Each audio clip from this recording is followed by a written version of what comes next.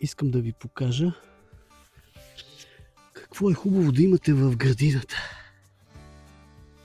Когато копая дупките за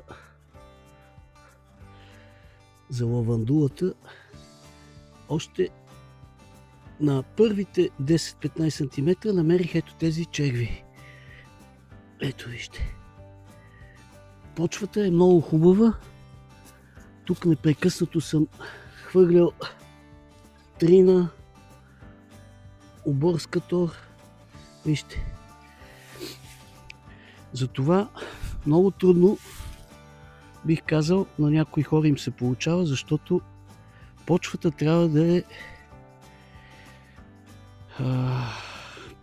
как да го кажа правилно, и пропусклива на вода, и в същото време да може да се гледат червейчетата.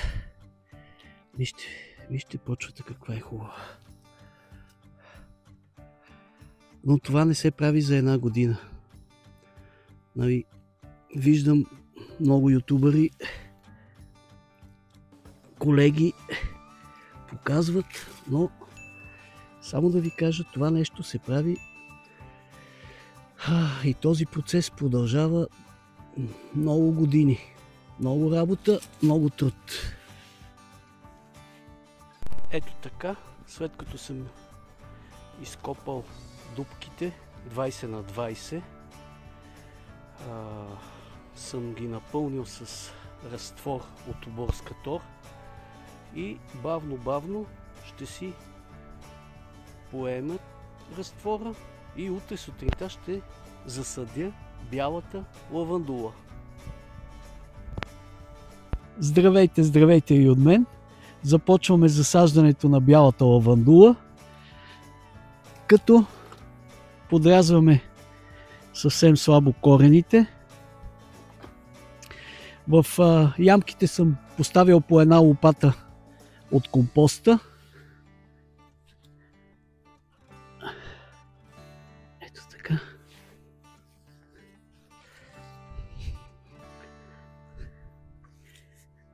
И притискаме.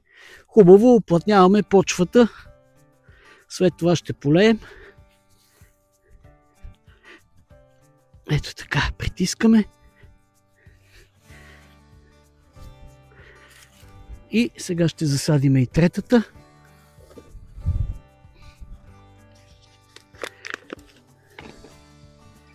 По същия начин разтваряме. Подрязваме малко коренчетата. И засаждаме. Виждате, самите ямки са по-дълбоки. 20 на 20 съм ги изкопал. Добавил съм компост. И засаждаме, притискаме. Искам също нещо да ви посъветвам. Да не забравяте винаги да следите лунния календар. Защото лунния календар помага много в вашата работа в градината. Не забравяйте го. Аз много се влияя и почти цялата ми градина винаги внимавам и наблюдавам лунния календар, какво е добре да се съди и какво предлага, за кои дни е най-добре, какво да се засажда и е за предпочитане да ползвате лунния календар. Сега ще полея и сме готови.